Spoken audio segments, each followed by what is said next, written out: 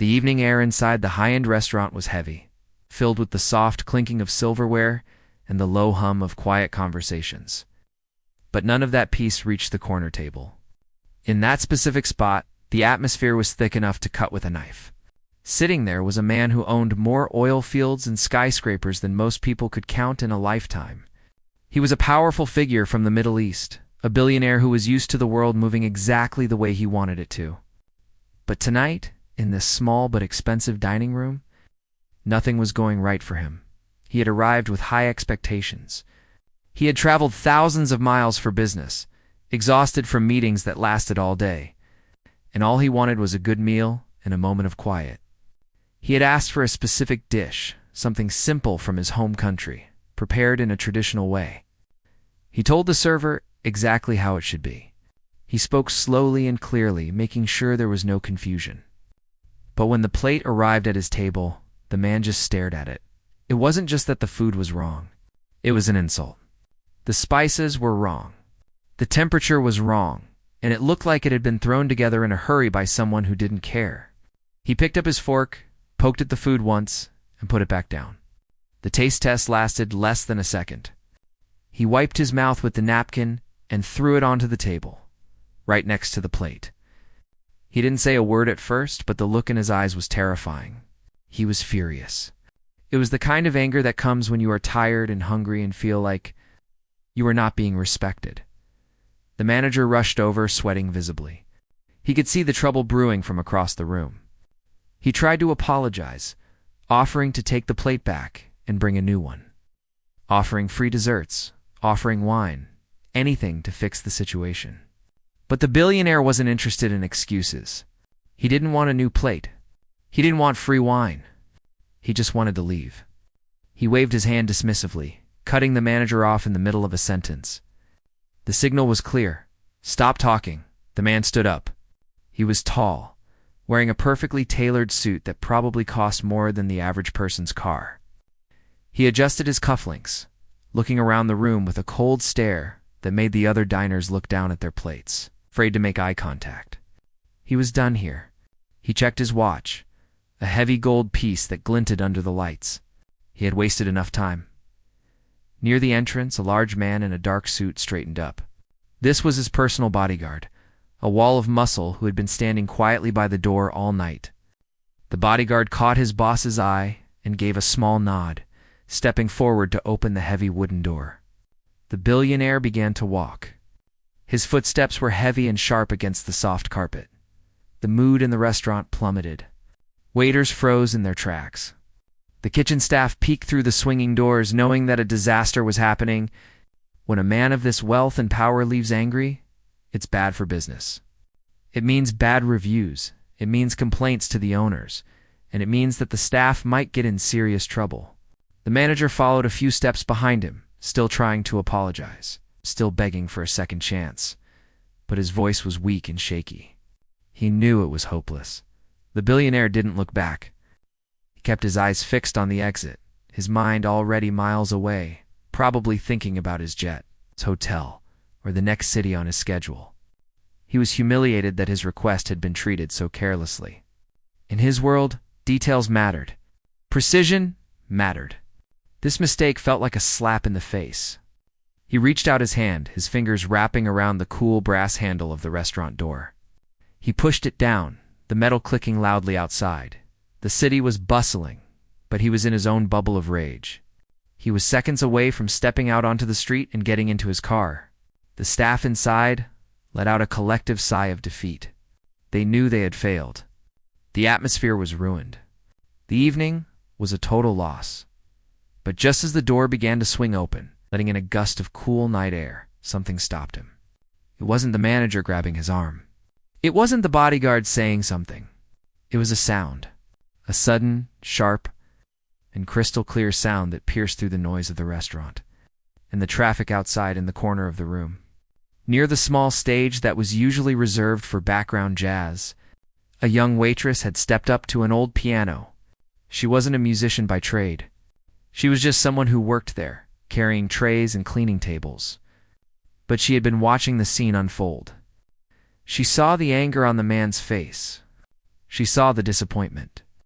She saw the cultural disconnect. And she realized that apologies and free food weren't going to fix this. He wasn't angry just because the food was bad. He was angry because he felt unseen, unheard, and disrespected in a foreign land. She didn't ask for permission. She didn't check with the manager who was currently panicking by the door. She simply sat down on the bench, lifted the lid of the piano, and placed her fingers on the keys.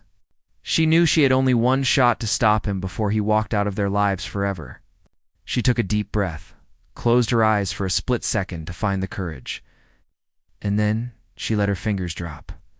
The first note rang out. It wasn't the soft, polite jazz they usually played. It was deep, resonant, and instantly recognizable to anyone who had grown up in the Arab world. It was the sound of a makam, a traditional melody that carried centuries of history in every chord. It was sad, beautiful, and incredibly complex. The sound was so unexpected that the manager actually froze mid-sentence. The noise of the restaurant seemed to vanish. Even the kitchen staff stopped what they were doing. But most importantly, the man at the door stopped. His hand was still on the handle holding the door open, but his body went rigid. It was like a spell had been cast. The music floated through the air, winding around the tables and chairs until it reached the entrance. It was a melody of longing, a song that spoke of desserts and home, of mothers and old memories. It was the specific tune that this man likely hadn't heard since he was a child sitting on a rug in his family home. The surprise of hearing it here, in a random restaurant in a foreign city, was shocking. The billionaire didn't pull the door open any further. He didn't step out.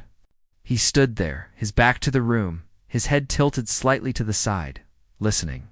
The anger that had been vibrating through his body just a moment ago seemed to pause. His grip on the door handle loosened just a fraction. Inside, the waitress kept playing. She was nervous, her heart pounding in her chest, but her hands didn't shake. She put all her focus into the keys, trying to pour respect into the music. She wasn't playing to show off. She was playing to say, "I see you. I know who you are, and I am sorry." The bodyguard looked from the boss to the waitress, confused, waiting for an order to drag her away or to usher the boss out. But the order never came. The billionaire slowly let go of the door handle. He let the heavy doors swing shut, sealing them back inside. The noise of the city was cut off again, leaving only the piano. He turned around slowly, his face no longer twisted in a scowl. He looked across the room, past the empty tables and the stunned staff, his eyes searching for the source of the sound, when he saw the young woman in the simple uniform sitting at the piano. His expression changed completely. The hard lines of his face softened. The billionaire who owned half the city, who was ready to tear this place apart, stood frozen in the middle of the floor, captivated by a simple song played by a waitress who refused to let him leave angry. The moment the heavy wooden door clicked shut, the entire room seemed to hold its breath. The silence that followed wasn't the comfortable quiet of a library. It was the tense, still silence of a room where everyone knows something unpredictable is happening. The young woman at the piano felt her heart hammering against her ribs so hard she thought it might be audible over the music. She knew this was a gamble. She wasn't a famous concert pianist, and she certainly wasn't a high-profile diplomat. She was just a waitress who happened to love music, and right now, she was playing for her job, her dignity, and perhaps the reputation of the entire restaurant. Her fingers moved across the ivory keys with a hesitant confidence at first. She had chosen this specific melody because she remembered her old music professor explaining the depth of it. He had told her that this music wasn't just about notes and rhythm. It was about tarab, a state of musical enchantment where the listener and the performer become one. She didn't know if she could achieve that, but she had to try. The melody she played was Lamabada Yadathana, a classic piece of Arabic music that was centuries old. It was a song that every person from the Arab world knew, a song that carried the weight of history and nostalgia in its verses. As the song progressed, her nervousness began to fade. She stopped thinking about the risk and started focusing on the feeling. She let the music swell, playing the notes with a touch of vibrato, trying to mimic the sound of the oud, the pear-shaped string instrument that is the soul of Middle Eastern music. The piano was a Western instrument, usually designed for straight scales. She was manipulating the keys, bending the time and the rhythm to make it sound like something from a distant desert. It was a technical challenge, but it was the emotion that mattered more. The staff of the restaurant watched from the sidelines, completely paralyzed. The manager, who had been sweating profusely just moments ago, now stood with his mouth slightly open. He had been about to chase the customer out the door, probably to beg him one last time, but now he was rooted to the spot. He looked at the billionaire, then at the waitress, and then back at the billionaire. He couldn't believe what he was seeing. He had worked in the service industry for 20 years, and he had never seen a waitress interrupt a guest leaving to play a piano solo. It was a breach of protocol, a crazy move that could get her fired on the spot. But looking at the customer's face, realized that firing her was the last thing on anyone's mind. The song flowed like a river. It was sad, but beautiful, filled with a longing that transcends language barriers. Even the customers at the other tables, who had no idea what the song was or why the drama was unfolding, stopped eating. They could feel the intensity in the air. They saw the distinguished man in the expensive suit standing near the entrance, motionless, staring at the stage. They sensed that this wasn't just background music anymore. This was a human connection being forged in real time. The young woman dared to look up for a split second. Her eyes flicked toward the entrance. The sight nearly made her lose her place on the keyboard. The billionaire hadn't moved. He was still standing there, but his posture had changed completely. The aggressive, rigid stance of a man ready to storm out had melted away. His shoulders had dropped. He wasn't looking at his watch anymore. He wasn't looking at his bodyguard. His eyes were locked on her, but it wasn't a look of anger. It was a look of total disbelief. She continued to play, entering a more complex section of the melody. Her hands moved faster now, dancing over the keys. She poured everything she had into the performance. She thought about the stories her professor had told her, about the gatherings under the moonlight, the poetry, and the deep sense of hospitality that defined the culture she was musically emulating. She wanted to convey respect. She wanted to say, "I know I work in a simple restaurant, and I know we messed up your dinner, but I honor where you come from." The music filled every corner of the room. It bounced off the polished silverware and the crystal glasses. It seemed to soak into the velvet curtains. The air inside the restaurant felt different now. The tension that had been caused by the bad service and the angry outburst was being replaced by this strange, melancholic peace. The bodyguard, a man who spent his life scanning rooms for threats, looked completely bewildered. He looked at his boss, waiting for a signal, a wave of the hand to stop the music, or a shout to leave. But the signal never came. The boss just stood there, femme transfixed.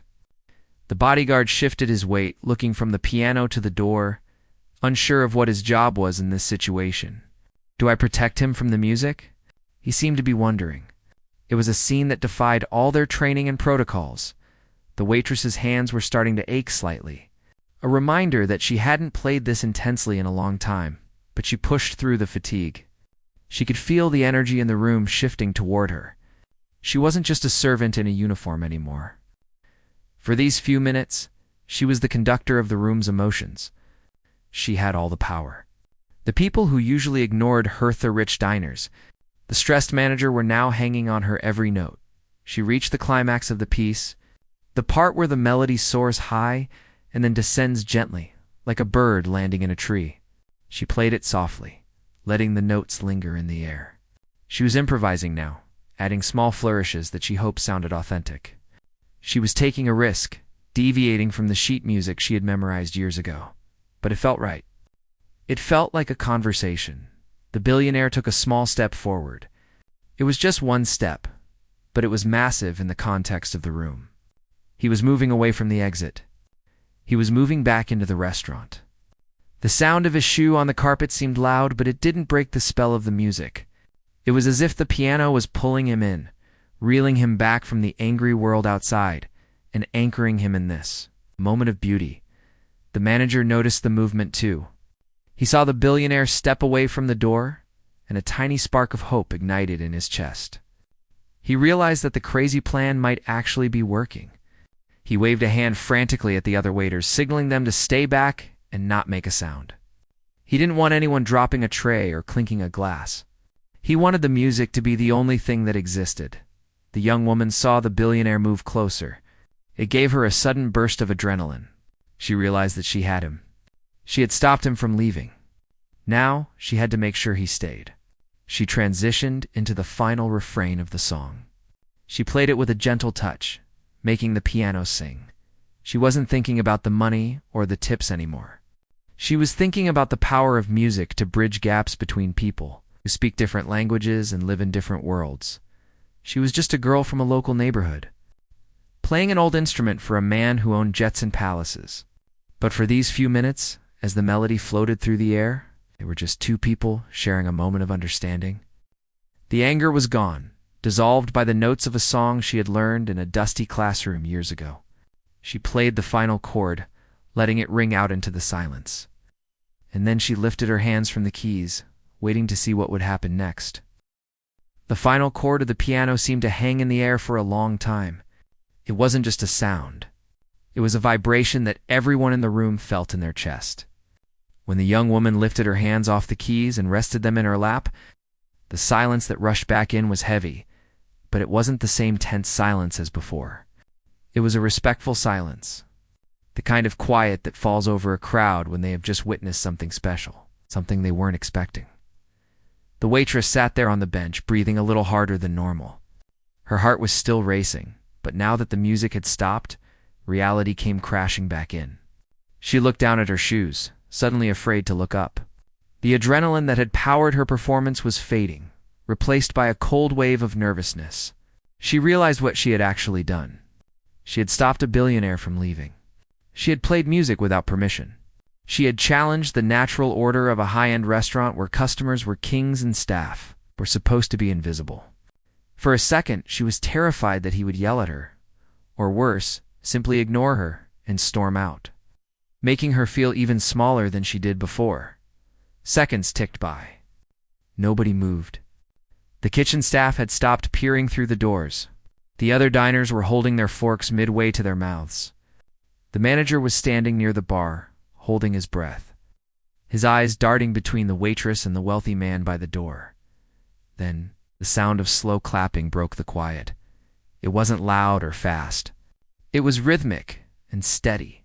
The waitress looked up, her eyes wide. The billionaire was clapping. His face, which had been twisted in anger just a few minutes ago, was completely different now. The hard lines around his mouth had softened. His eyes, which had been cold and sharp, were actually shining. He wasn't looking at her with the glare of a dissatisfied customer.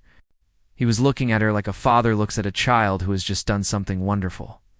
He took another step forward, closing the distance between the door and the stage. Then another. His bodyguard, confused but alert, followed a few steps behind, but the billionaire waved him back. He wanted to approach the piano alone. "I have not heard that song played with such soul since I left my grandfather's house," the man said. His voice was deep and rich, tinged with an accent that made his words sound elegant. He spoke loudly enough for the nearby tables to hear. "I was ready to leave this city with a bad taste in my mouth. I felt like a stranger here. But you brought my home to me." The waitress sat up straighter on the bench, a blush rising to her cheeks. She didn't know what to say. I just wanted you to know that we respect you, sir," she stammered. "I didn't want you to leave angry," the billionaire smiled. It was a genuine smile that reached his eyes. "And you succeeded," he said. "I am not angry anymore. In fact, I am ashamed of my own anger. I let a small mistake ruin my evening, while you, a young woman far from her own home perhaps, treated me to a masterpiece." He turned to look at the manager, who was now trembling with anticipation, fearing he was still about to be fired. "You have a very special employee here," the billionaire told the manager. "Do not let her go. And as for the meal," he paused, pulling a handkerchief from his pocket and wiping his forehead. "The food was terrible, truly terrible. But the service just now was the best I have ever received in my life." A ripple of nervous laughter went through the room. The tension that had been suffocating the place evaporated instantly. The manager let out a long breath he seemed to have been holding for 10 minutes. The waiters relaxed their shoulders. The man turned his attention back to the waitress. "I am curious," he said, leaning against the piano, looking at her with interest. That was a very difficult piece to play on a piano. "It is meant for the oud. Where did you learn to play like that?" The waitress relaxed a little bit. She realized he wasn't going to fire her. He was actually interested. "I study music at the university during the day," she explained. "My professor is from Lebanon. He loves the old music. He taught us that to really understand music, you have to understand the emotions behind it. I work here at night to pay for my books." The billionaire nodded slowly, looking at her with new respect. "A student," he mused. "You have the hands of a master, but the heart of a poet. Your professor should be proud." He stood up straight and buttoned his jacket. "I will tell you something," he said, his voice dropping slightly so only she and the manager could hear. "When I was a boy, my mother used to sing that song to me when I was scared of the storms in the desert. Hearing it tonight, it made me miss her. It made me realize that I have been working too hard and forgetting where I came from. You reminded me of my humanity tonight. That is a gift that money cannot buy." The waitress felt tears prick her eyes. She hadn't expected that. She just wanted to save the tip, maybe save her job. She didn't expect to touch the heart of a powerful businessman. "Now," the billionaire said, clapping his hands together once, signaling a change in mood, "I believe I was leaving, but I find I am suddenly very hungry again. Is it possible to get some fresh food? Perhaps something that the chef actually knows how to make?" The manager jumped into action. "Of course, sir. Immediately. We will bring a fresh menu. We will fire up the grill. Anything you like." "No menus," the billionaire said, holding up a hand. "I trust this young woman. She knows the music, so she knows the culture. What do you think I should eat?" he asked the waitress. She blinked, surprised. "Oh, if you like, we have excellent lamb chops. Or the grilled fish is very fresh today." "Bring me the lamb," he said, "and bring her a plate too. She will eat with me." The waitress gasped. "Oh no, sir, I couldn't. I have tables to serve." "No," he said firmly. "You are done serving tables for tonight. Sit with me. I want to hear about your studies. I want to hear about your professor. And I want to hear more music when you are done eating." The manager quickly stepped in to handle the situation, whispering to the other waiters to cover the waitress's tables. He led the billionaire back to the corner table, the scene of the disaster just 20 minutes earlier. The cold, untouched food was whisked away. The tablecloth was replaced. A new candle was lit. The billionaire sat down looking like a different person. The rage was gone. The arrogance was gone. He looked like a tired traveler who had finally found a safe place to rest. He watched the waitress as she hesitantly took the seat across from him. It was a surreal sight. A man in a suit worth a fortune and a waitress in a black uniform. Sitting together as equals in the middle of a busy restaurant, he pulled a wallet from his inner pocket. It was thick with cards and cash. He didn't look at the prices on the menu. He didn't care about the cost. He was focused entirely on the human connection. He looked at her and smiled, a warm, grandfatherly smile. "Tonight," he said, "we are not a billionaire and a waitress. We are just two people who love music. That is all that matters." As the waiters scrambled to the kitchen to prepare the best meal they had ever cooked, the atmosphere in the restaurant transformed. The coldness was replaced by warmth. The whispers were replaced with smiles of relief. Everyone knew they had just witnessed something rare.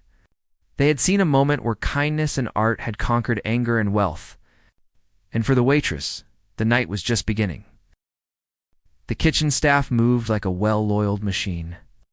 But there was a frantic energy in their movements that wasn't usually there. They knew exactly who was sitting at table 4. They knew that this was the most important meal they would cook this year, perhaps this decade. The head chef, a man who usually barked orders and complained about the customers, was personally seasoning the lamb chops. He trimmed the fat with surgical precision. He checked the temperature of the grill 3 times. There was no room for error tonight. This wasn't just about food anymore. It was about redemption. Back in the dining room, the atmosphere had shifted from tense to surreal. The other diners were trying very hard not to stare, but they were failing miserably. "It isn't every day you See a young waitress in a wrinkled uniform sitting across from a man who controls empires. They whispered behind their menus, speculating about who she was and what was happening. The bodyguard stood a few feet away, his back to the table, scanning the room with professional detachment. God, even he seemed more relaxed now. The billionaire leaned forward, his elbows resting on the table. He had removed his suit jacket and draped it over the back of his chair, rolling up his sleeves to reveal an expensive watch on one wrist and a simple leather bracelet on the other. It was a gesture that made him look less like a tycoon and more like a regular guy enjoying a chat. "So," he began, his voice warm and inviting. "Tell me about this professor of yours. It's the one who taught you the song of my people." The waitress took a sip of water to calm her nerves.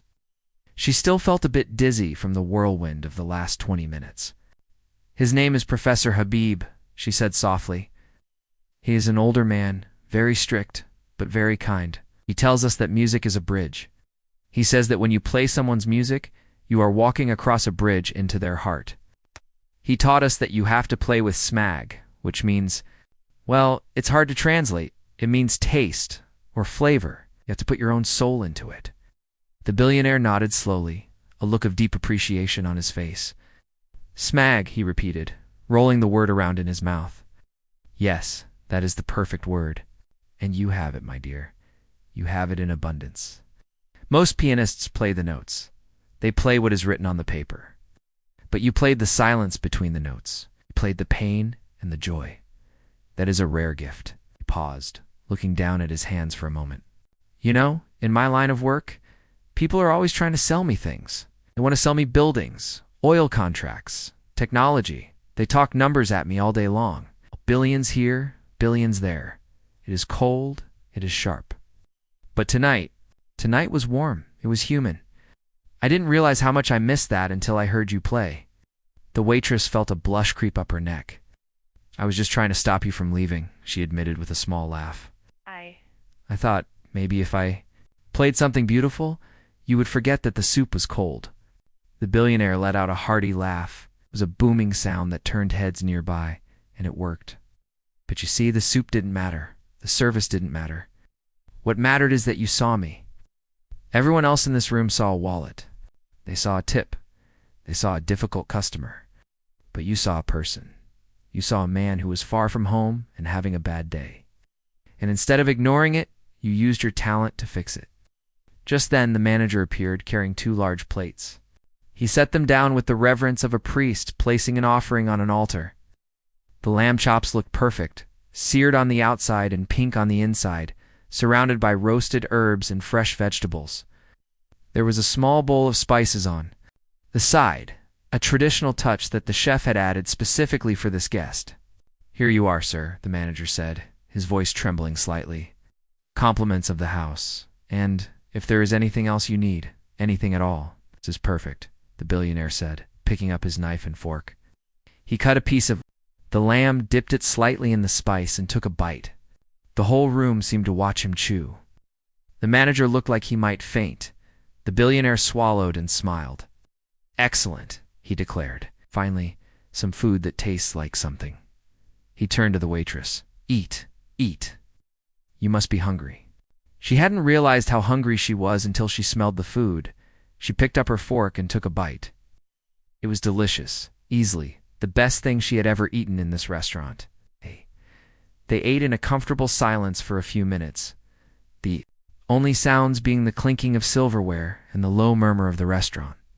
As they ate, the billionaire asked her about her life. He asked about her family, about why she chose to study music, and about the difficulties of being a student in a big city. Listened intently. He didn't interrupt. He didn't look at his phone. He was genuinely interested. Told her stories about his own childhood, about growing up in a house full of brothers and sisters, about the festivals they used to have in the streets. He spoke of the smell of spices in the morning air and the sound of the call to prayer at sunset. It was a strange and beautiful friendship forming in the most unlikely of places. The contrast between their lives was stark. He slept in silk sheets in penthouses. She likely slept on a small mattress in a rented apartment. He flew in private jets. She took the bus. But right now, over a plate of lamb chops, those differences didn't matter. The The music had leveled the playing field. Halfway through the meal, the billionaire put down his fork and looked at her with a serious expression. "You said you work here to pay for your books?" he said. "That is a heavy burden. It is hard to focus on your art when you are worrying about rent." "It is okay," she lied. "I manage. I love music, so it is worth it." He shook his head slowly. "It is not okay," he said firmly. "The world loses too many great artists because they are too busy trying to survive. Talent like yours, it is a precious resource. It should be watered, not starved." He reached into his pocket and pulled out a simple black card. He placed it on the table between them, face down. "I want to help you," he said, "not because I feel sorry for you, but because I believe in investing in value. I believe you are valuable." The waitress looked at the card, then back at him. "Sir, I can't accept a tip. You already paid for the meal. I just wanted to play the music. It was enough." "I am not offering a tip," he said, pushing the card closer to her. "I am offering an investment. I know people. I know the deans of the best conservatories in the world. I can open doors for you that would otherwise stay locked. One want to introduce you to my friend who runs the symphony in my city? He needs someone who understands the maqam, who can play with real soul. Someone like you." She stared at him, her mouth slightly open. "Are you serious?" "I am deadly serious," he replied. "You stopped me from leaving tonight. You saved this restaurant from my bad review, yes, but you saved me from my own bad mood. That deserves more than a 20% tip. Deserves a chance." He picked up his napkin and wiped his mouth, signaling the end of the meal. "Take the card," he said gently. "Call the number on the back tomorrow. Tell them who you are. Tell them you played for me on the piano. They will know what to do." The waitress reached out a shaking hand and picked up the card. It felt heavy in her palm. It wasn't just plastic. It was a lifeline. "I don't know what to say," she whispered. "Say you will keep practicing," he said, smiling.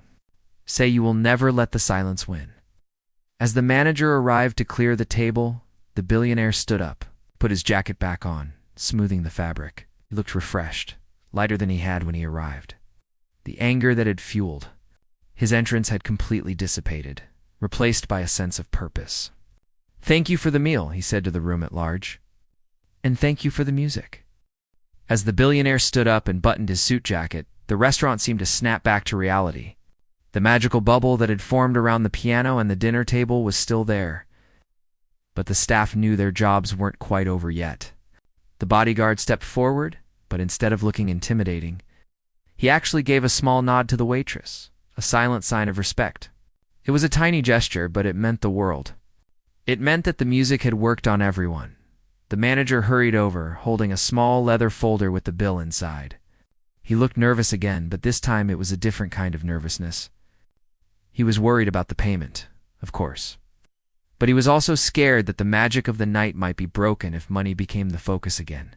He presented the bill to the billionaire with a shaking hand. The wealthy man didn't even open the folder.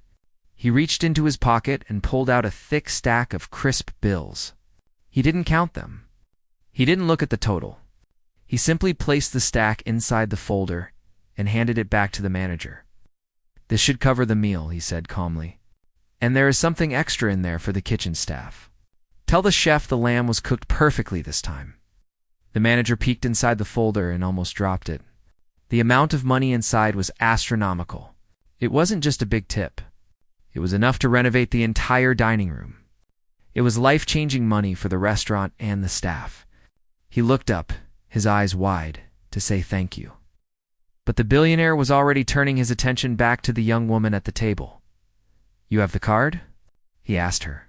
She nodded, clutching the small piece of plastic in her hand, like it was a precious gem. "I have it." "Thank you, sir. I still can't believe this is real." "It is very real," he said. He placed a hand gently on her shoulder. His grip was firm but kind. "Promise me you will call tomorrow. Do not wait. Do not let fear or doubt talk you out of it. The world is full of noise, but you have a voice that needs to be heard. Do not waste it." "I promise," she whispered. "I will call first thing in the morning." "Good." He smiled one last time, a genuine expression that crinkled the corners of his eyes. Now I must go. I have a plane to catch, but I will be leaving with a much lighter heart than when I arrived. Turned and began to walk toward the door. This time, there was no angry stomping. There was no storm of rage trailing behind him. He walked with a steady, peaceful pace. The room was silent again, but it was a silence filled with awe. Every customer, every waiter, and every busboy watched him go. They watched the heavy wooden door open, watched the cool night air rush in, and watched the billionaire step out into the city. As the door closed behind him, it felt like the ending of a movie, but the story wasn't over for the people inside.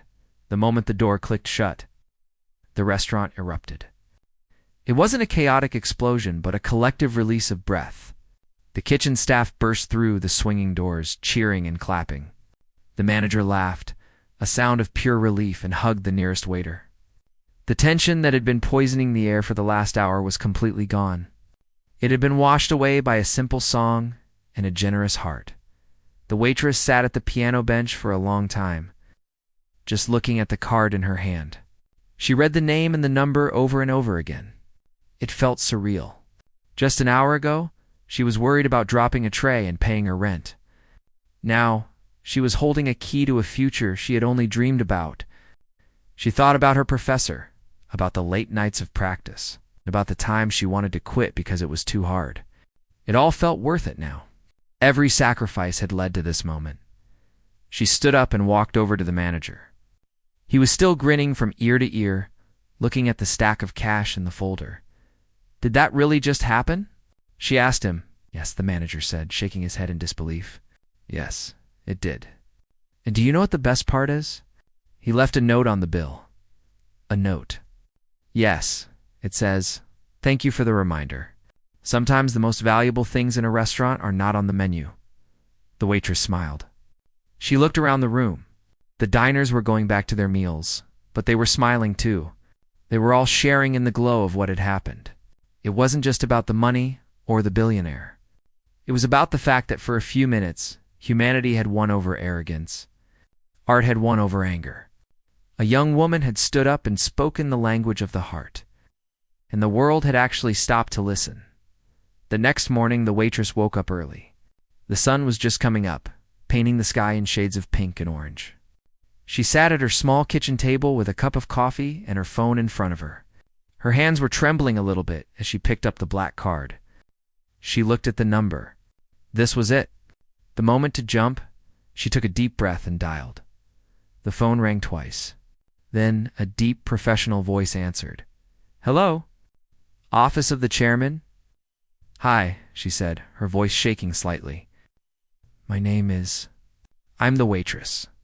From the restaurant last night, the one who played the piano. He told me to call this number." There was a pause on the other end of the line. Then the voice changed.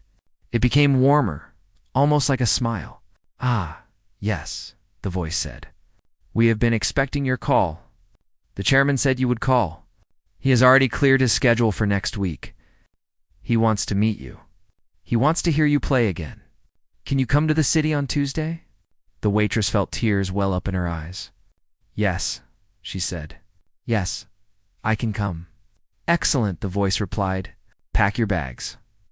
It's time the world heard your music." She hung up the phone and looked out the window. The city was waking up. Cars were moving on the streets, people were walking to work, and life was going on as usual. But for her, everything was different. She looked at the old piano in the corner of her small apartment. It was scratched and out of tune, but now it looked like a treasure chest. She walked over to it and sat down. She didn't play a song immediately.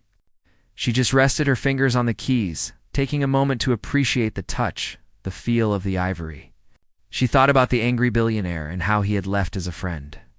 She realized that life is full of surprises. You never know what is going to happen when you wake up in the morning. You never know who is going to walk through the door. And you never know when a simple act of courage is going to change your life forever.